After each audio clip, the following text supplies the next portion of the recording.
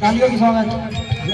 बोलो बोलो परमेश्वर होता है। अब पता चलेगा जो यहाँ पर शादीशुदा लेडीज बैठे हैं, ईमानदारी से एक बार वो लेडीज शादीशुदा हाथ ऊपर करो जो ज्यादा भी नहीं तो कम से कम 24 घंटे में एक बार अपने पति के पैर छूते हैं।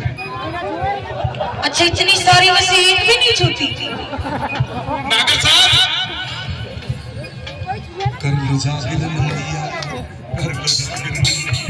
ये है, ये तो भला हो एक त्योहार ऐसा बना दिया,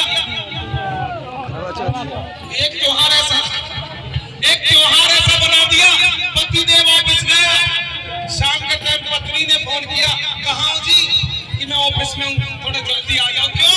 आज मेरा उपवास है, तो फल फ्रूट खा लेना। जब तक चांद जैसा चेहरा नहीं देखूंगी पानी भी नहीं पीऊंगी। अब दूसरे दिन वही आदमी सुबह सुबह कहने लगा भगवान ऑफिस जा रहा हूँ, एक कप चाय तो दे